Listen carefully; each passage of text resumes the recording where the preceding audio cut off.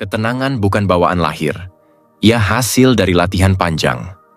Menata cara berpikir, menyeleksi reaksi, dan mengakui bahwa sebagian besar hal dalam hidup ini tidak tunduk pada kendali kita.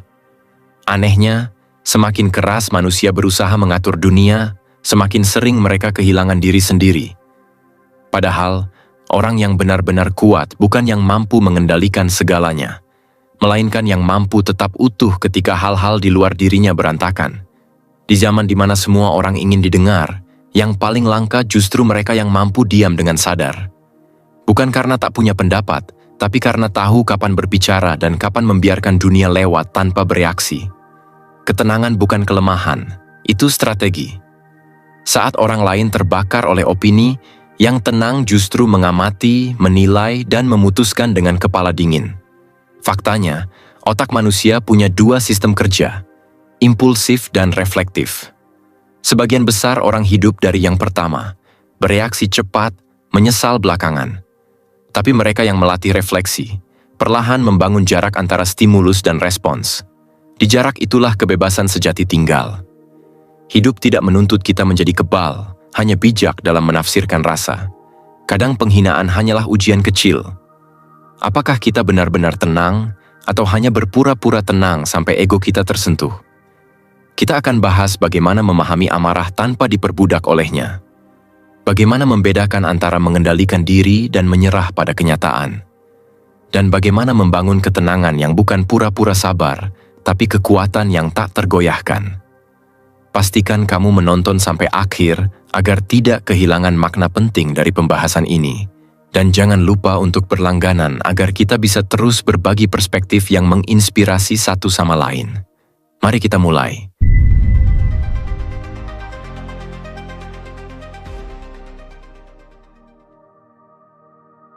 Poin 1. Menafsirkan ulang penghinaan. Ada satu hal yang menarik tentang penghinaan. Kadang ia tak datang dari luar, melainkan bangkit dari gema di dalam diri. Seseorang melemparkan kata, dan entah bagaimana, kata itu menemukan tempat kosong di dada kita, menggema, memantul, lalu menyakitkan. Tapi apa yang sebenarnya melukai? Apakah suara orang itu atau gema yang kita pelihara terlalu lama di kepala sendiri? Kita sering mengira penghinaan adalah tembakan dari luar. Padahal, pelurunya baru jadi berbahaya ketika mengenai bagian yang belum sembuh. Seseorang berkata, "Kamu gagal." Kalau hati kita pernah dihantam rasa tidak cukup, kata itu menembus. Tapi kalau kita sudah berdamai dengan gagalnya diri, kata itu hanya lewat seperti debu di udara. Seneca pernah menulis bahwa orang bijak tidak bisa dihina karena ia tak memberi izin kepada kata-kata untuk melukai. Ia paham bahwa penghinaan hanyalah suara, bukan kebenaran. Orang yang menghina biasanya sedang berperang dengan dirinya sendiri. Ia mencoba menegaskan harga diri dengan merendahkan orang lain. Dalam psikologi disebut proyeksi, memindahkan kelemahan pribadi ke orang lain agar tampak kuat. Ketika seseorang berkata kamu bodoh, seringkali itu jeritan batin dari seseorang yang takut tampak tidak tahu. Ironis, bukan? Dalam setiap penghinaan, selalu ada ketakutan yang menyamar menjadi superioritas. Di sisi lain, ada budaya yang membuat penghinaan terasa lebih dalam. Budaya yang menempatkan harga diri di mata publik. Saat penghargaan diri bergantung pada opini luar, kata orang lain menjadi alat ukur martabat. Maka satu komentar bisa terasa seperti vonis. Dunia sekarang memang aneh. Semakin terbuka, justru semakin sensitif. Ruang publik penuh suara, semua bicara, semua menilai, tapi tidak semua siap menanggung suara itu. Akibatnya banyak yang hidup dalam siaga permanen.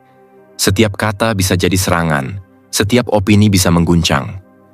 Padahal, tidak semua penghinaan pantas dibalas. Kadang justru dengan diam kita menang lebih banyak. Namun diam yang benar bukan penyangkalan, melainkan hasil dari pemahaman. Pemahaman bahwa penghinaan tak bisa menyentuh inti diri kita kecuali kita membiarkannya masuk. Kebanyakan orang bereaksi karena ingin mempertahankan kendali, seolah marah bisa mengembalikan harga diri yang diguncang. Padahal, marah seringkali adalah bentuk kehilangan kendali yang lebih dalam. Ia menegaskan bahwa kita sedang disetir oleh apa yang seharusnya kita kuasai. Disinilah letak latihan batin seorang stoik. Mereka tak memusuhi penghinaan, tapi menafsirkannya ulang. Apakah ini benar? Apakah orang itu tahu siapa aku? Apakah aku perlu menjawabnya? Jika tidak, biarkan berlalu. Jika iya, jadikan bahan perbaikan. Tapi jangan biarkan ia menguasai pikiran lebih dari seharusnya. Karena seringkali, penghinaan hanya punya kuasa sejauh kita memberi panggung di dalam kepala. Ada satu teknik sederhana tapi sulit dijalani. Jeda. Saat dihina, diamlah sejenak. Rasakan reaksi tubuhmu. Panas, tegang, tarik napas. Jeda itu ruang antara dirimu dan impuls. Di sanalah kamu memilih, akan membalas atau memahami. Orang yang tergesa menjawab, sebenarnya bukan membalas hinaan. Ia sedang menolak rasa tak nyaman di dirinya sendiri. Tapi orang yang mampu menunda reaksi, sedang membangun kekuasaan batin yang tidak terlihat. Kita bisa belajar menafsirkan ulang. Misalnya ketika seseorang berkata, "Kamu sok tahu." Alih-alih marah, kamu bisa berpikir, mungkin dia merasa terancam oleh caraku bicara. Atau ketika seseorang meremehkan usaha kita, daripada berpikir aku tidak cukup baik, kita bisa menimbang, mungkin dia menilai dari sudut pandangnya sendiri. Tidak semua penilaian perlu diubah menjadi kebenaran. Banyak kata lahir dari bias, luka, dan ketidaktahuan. Jangan biarkan semua itu menyelinap jadi identitasmu. Dalam dunia yang terobsesi validasi, menolak tersinggung adalah bentuk pembebasan. Tapi tentu tidak mudah.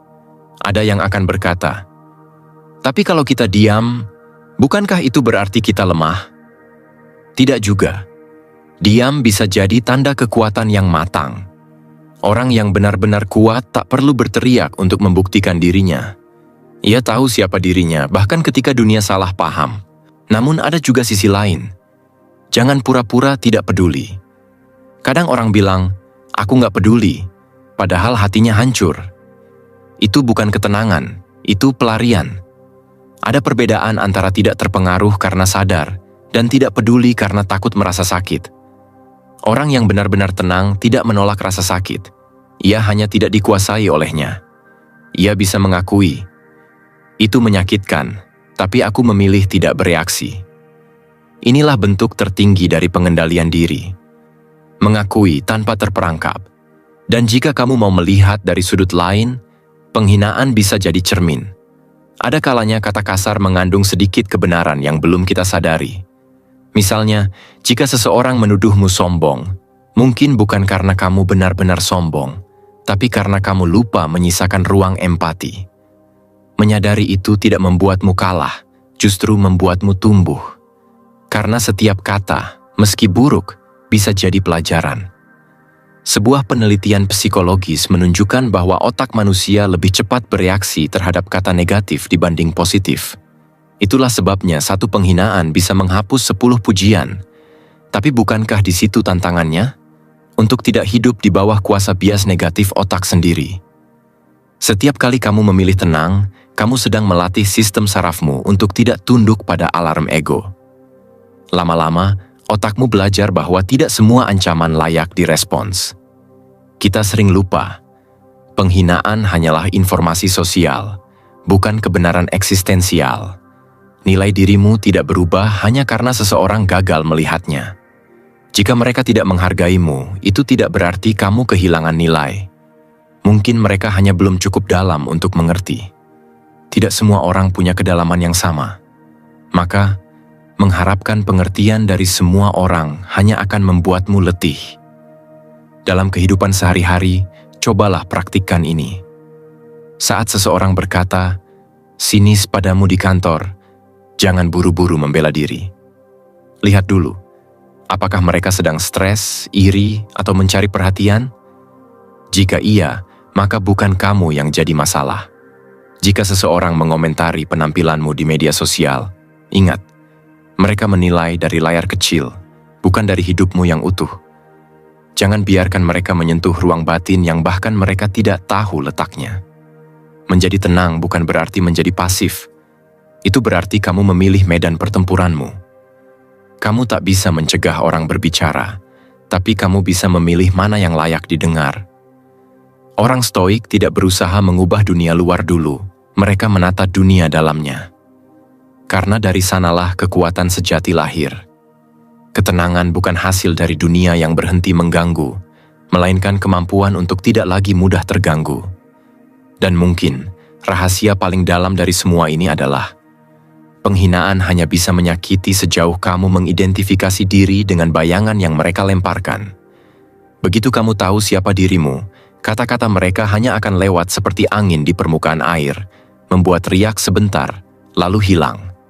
Pertanyaannya sekarang, seberapa dalam kamu mengenal dirimu sendiri, sampai-sampai kata orang lain sudah tak punya tempat untuk menetap?